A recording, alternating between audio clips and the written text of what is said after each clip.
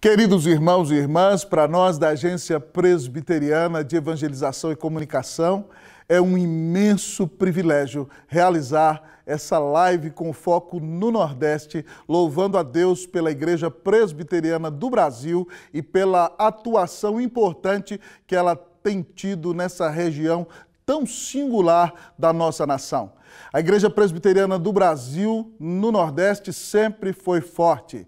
Me lembro da vida do reverendo John Rockwell Smith, que foi o pioneiro do presbiterianismo no estado de Pernambuco e já formou teólogos fundamentados na palavra de Deus. Nós nos lembramos de grandes homens do início da evangelização presbiteriana no Nordeste, homens como Belmiro César, Jerônimo Gueiros, como o reverendo Natanael Cortez, que foi presidente do Supremo Concílio, o reverendo Cícero Siqueira, que era nordestino e também liderou a nossa denominação.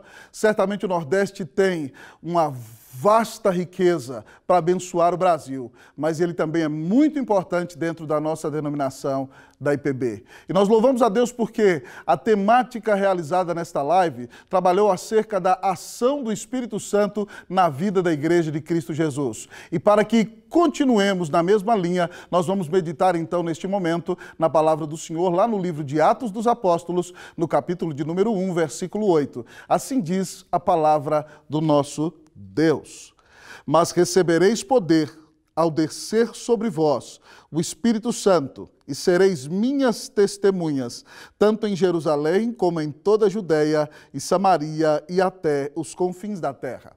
Essa é a última palavra dita pelo Senhor Jesus Cristo, antes de ascender aos céus. Os seus discípulos estavam preocupados com a restauração do reino de Israel. E ele disse a eles que não lhes competia se preocupar com tempos ou épocas que o Pai tinha reservado somente para sua exclusiva autoridade.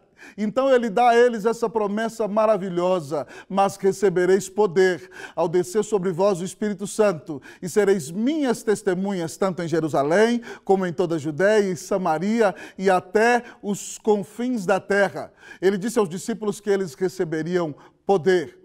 Ora, amados irmãos, o poder que eles recebem não é poder fugaz, não é poder transitório, não é poder humano, é poder do alto, é o poder do Espírito Santo que veio sobre a igreja no dia de Pentecostes. É somente por causa do poder do Espírito Santo que a igreja é capacitada para pregar o Evangelho a todas as nações e fazer toda a diferença para a honra e para a glória do nome de Jesus. Portanto, ao olhar para este texto, o nosso desafio não só para a igreja nordestina, mas para toda a IPB e para toda a igreja de Cristo Jesus, é que sejamos uma igreja forte, uma igreja que tem o poder de Deus para realizar a missão. E o que caracteriza uma igreja forte? Uma igreja forte é uma igreja cheia do Espírito. Diz o nosso texto: mas recebereis poder ao descer sobre vós o Espírito Santo. O Espírito Santo veio sobre a igreja no dia de Pentecostes. E a partir de agora, cada um que crê em Cristo Jesus, no momento em que é regenerado e crê no Senhor, é selado e batizado com o Espírito Santo naquele momento. Não obstante, a palavra de Deus nos manda buscarmos a plenitude do Espírito.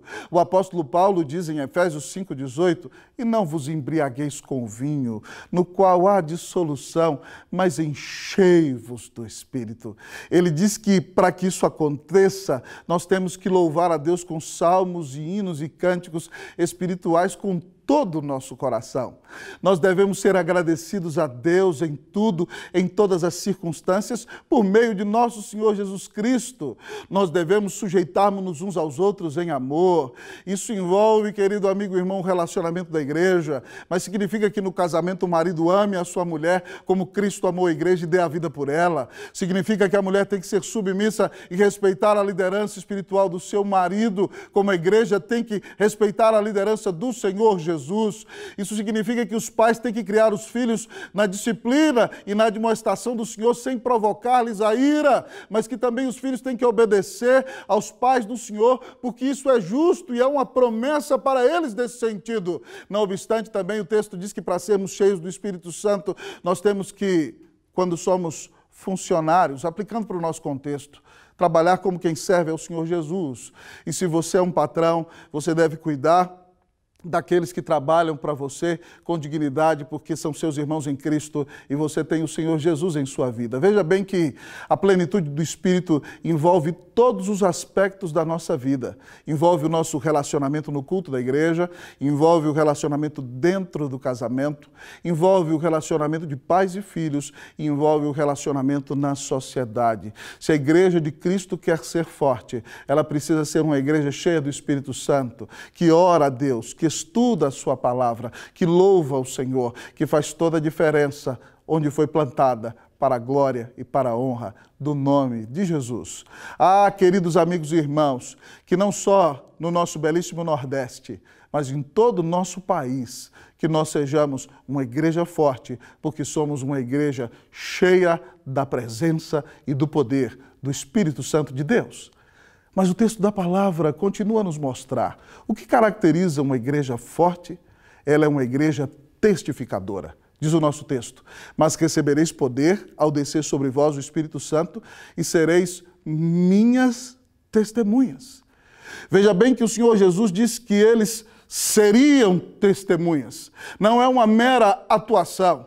É algo que nasce do âmago, do íntimo, da essência. Eles serão. Ou seja, testemunhas que presenciaram um fato maravilhoso em sua vida. Testemunha é alguém que presenciou um fato e pode dar, se necessário for, o testemunho em um tribunal para estabelecer a verdade e dar, inclusive, direção a um julgamento. Querido amigo e irmão, a palavra usada para testemunha é a palavra usada para mártir. É aquele que está disposto a testemunhar sobre o Senhor Jesus, se necessário for, até o último instante da sua vida. Querido amigo e irmão, para sermos testemunhas, nós temos que contar tudo aquilo que Cristo Jesus fez na cruz do Calvário para pagar os nossos pecados. Nós temos que dizer ao mundo que o Deus Santo nos criou para a sua glória, mas nós pecamos contra Ele e éramos merecedores de sua ira. Mas esse Deus amou tanto o seu povo que mandou o seu Filho para morrer numa cruz e pagar os pecados do seu povo eleito, de maneira que todo aquele que crê que Jesus Cristo é o Filho de Deus e se arrepende assim dos seus pecados, tem a vida eterna, é declarado justo pela fé no tribunal de Deus, é reconciliado com Deus Pai, é adotado como Filho de Deus e, portanto, é testemunha viva do Senhor Jesus, onde Deus o colocar. Certa vez eu ouvi um grande pregador que contava como ensinou uma criança a pregar o Evangelho. Ele dizia o seguinte: é simples o que você precisa dizer. Você precisa dizer quem você era antes de Cristo, o que Cristo fez por você e o que você se tornou depois que creu em Jesus. Muito simples, amado amigo e irmão. Quem nós éramos antes de Cristo, o que Cristo fez por nós na cruz do Calvário e quem nós nos tornamos depois que cremos nele como Filho de Deus, como nosso único Senhor e Salvador. O nosso país precisa de testemunhas vivas de Cristo Jesus. O Nordeste precisa de verdadeiros discípulos do Senhor. E o chamado do Senhor Jesus continua para mim e para você. Que Deus faça da nossa igreja não só uma igreja ensibesmada, uma igreja fechada dentro das quatro paredes, mas que nós aproveitemos todas as oportunidades que o Senhor tem nos dado e nos disponhamos para pregar o Evangelho a toda criatura. Que você use as mídias sociais, que você use o YouTube, o Facebook, o Instagram, o Telegram. Use, querido amigo e irmão, tudo aquilo que Deus tem colocado à sua disposição para anunciar aos pecadores que Deus amou ao mundo de tal maneira que deu o seu Filho unigênito para que todo aquele que nele crê não pereça, mas tenha vida eterna. Mas talvez você me pergunte: pastor, o que caracteriza uma igreja forte? Uma igreja forte é uma igreja cheia do Espírito Santo. Uma igreja forte é uma igreja testificadora. Mas uma igreja forte é uma igreja sem fronteiras. O nosso versículo diz: mas recebereis poder ao descer sobre vós o Espírito Santo e sereis minhas testemunhas, tanto em Jerusalém como em toda a Judéia e Samaria e até os confins da terra. Esse versículo é o eixo hermenêutico do livro de Atos. Ele narra como o Evangelho saiu de Jerusalém, chegou na região da Judéia, na região de Samaria e até os confins da terra. E nós que estamos mais ainda nos confins da terra, recebemos esse evangelho maravilhoso para mostrar que a igreja de Cristo Jesus não tem fronteiras. É por isso que nós temos que pensar a missão aqui no Brasil, no Nordeste, no mundo inteiro, aqui, ali e além, porque qualquer visão menor do que o mundo não é a visão de Deus.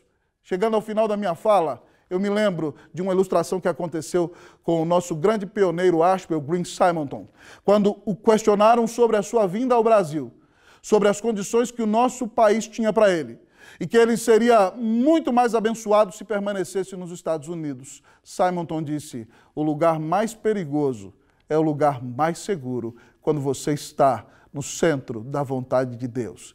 Que você ame o Nordeste, que você ame o Brasil, mas que você entenda que a missão da igreja é pregar o evangelho aqui, ali e além. Que Deus faça da nossa igreja presbiteriana do Brasil cada vez mais uma igreja sem fronteiras, que planta a igreja em todas as regiões do país, mas que prega o evangelho até os confins da terra. Que Deus abençoe a IPB, que Deus abençoe o Nordeste, que o Senhor faça de nós uma igreja forte, uma igreja cheia do Espírito Santo, uma igreja testificadora, uma igreja sem fronteiras. Que Deus te abençoe ricamente, em nome de Cristo Jesus. Amém.